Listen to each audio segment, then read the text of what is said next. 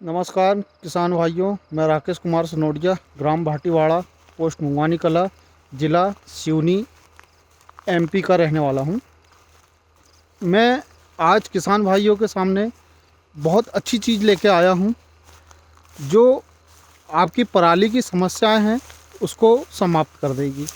बहुत सारे किसान भाई क्या करते हैं, गेहूं की फसल कटने के बाद जो आप देख रहे हैं इस प्रकार से, गेहूं की फसल कटने के बाद इस प्रकार से जो अवशेष होता है जिसे पराली कहते हैं, इसको किसान भाई क्या करते हैं, डायरेक्ट आग लगा देते हैं। आग लगाने से बहुत बड़ा नुकसान होता है।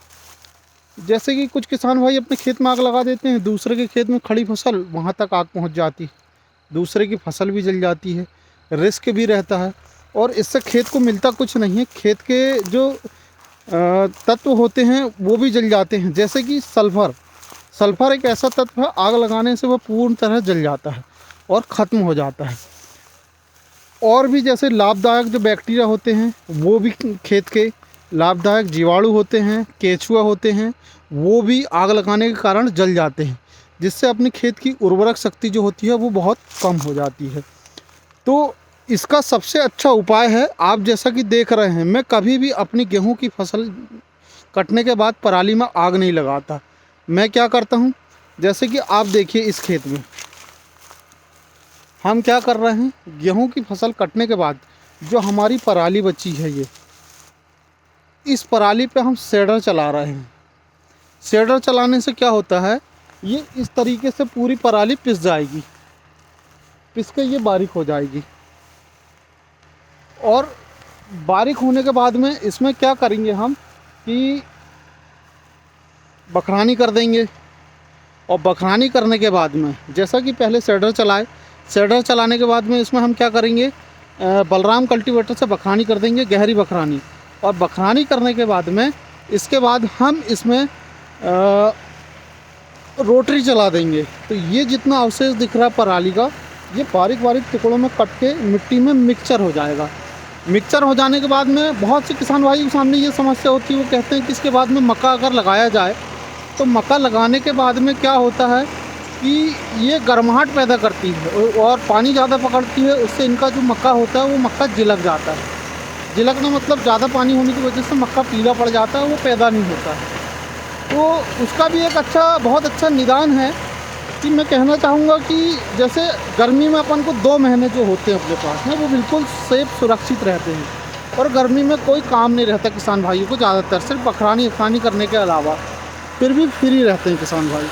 अगर जिसके सामने ये समस्या है कि गर्मी में हमारे खेत में ये पानी पकड़ लेगा, मक्का जिलक जाएगा, तो उसके लिए आपको क्या करना है कि शेडर चलाने के बाद बखरानी कर दी गहरी, उसके बाद में आप रोटरी चला दीजिए।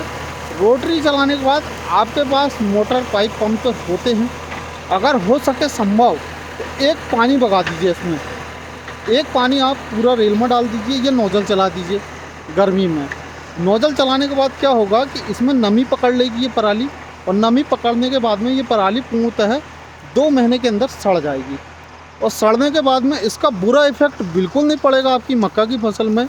इसका बहुत अच्छा फ़र्क पड़ने वाला है आपका आने वाली मक्का की फसल में। आप देखेंगे कि उसकी ग्रोथ कुछ ज़्यादा होगी, उसको पोषक तत्व ज़्यादा मिलेंगे। कार्बनिक तत्व जो होते हैं ये जब सड़ जाएगी और सड़ने के बाद में ये खाद के रूप में कन्वर्ट हो जाएगी, तो खाद के रूप में जब कन्वर्ट हो जाएगी तो उसका फ़ायदा होगा अपने मक्का की फसल में। और आने वाली गेहूं की फसल में आपकी गेहूं और ज़ोरदार रहेगी और ज़्यादा से ज़्यादा यील्ड आपको गेहूं की भी मिलेगी और मक्का की भी मिलेगी। इससे अपनी ज़मीन के कार्बनिक तत्व जो होते हैं वो ख़त्म नहीं होंगे, बाकायदा उपजाऊ मिलती है, उपजाऊपन आएगा। पहले अपन लोग क्या करते थे, गोबर की खाद वगैरह डालते थे, तो उतनी मात्रा में गोबर की खाद मिलना आजकल संभव नहीं है, क्योंकि लोग बाग मवेशी नहीं पाल रहे हैं। मवेशी नहीं पालने से गोबर की खाद नहीं मिल रही और रासायनिक खाद का ज़्यादा से ज़्यादा अपन उपयोग कर रहे हैं, तो उस कारण अपनी जो जैविक क्षमता है वो नष्ट हो रही है। और अपन यूरिया का ज़्यादा उपयोग कर रहे हैं, डीएपी का ज़्यादा उपयोग कर रहे हैं, इससे अपनी उत्पादन लगातार घटते जा रहा है। आने वाले समय में एक समय ऐसा आएगा 10 से 15 साल बाद कि आपके खेत में कुछ भी पैदा नहीं होगा, बिल्कुल यील्ड नहीं होगी। अभी लगातार आप देख रहे हैं कि उत्पादन घट रहा है मक्के का, गेहूं का, तो उस उत्पादन को और भूमि की जैविक उर्वरक शक्ति बढ़ाने के लिए सबसे अच्छा विकल्प ये है, आप जितनी भी गेहूँ या मक्का उसकी जो पराली अवशेष बचता है उसको इस तरीके से आप सेडर चलाइए, उसको पूरा मैश कर दीजिए और ज़मीन में दबा दीजिए और पानी छोड़ दीजिए। वो बाकायदा आपका सड़ के और बढ़िया जैविक खाद के रूप में कन्वर्ट हो जाएगा। आप सभी से मेरी सलाह है कि आप एक बार अपने खेत में ऐसा करके देखिए। अगर आपने एक बार किया तो आप बार बार करने के इच्छुक होंगे, क्योंकि इसका असर आपको आने वाली फसल में अपने आप दिखेगा। धन्यवाद।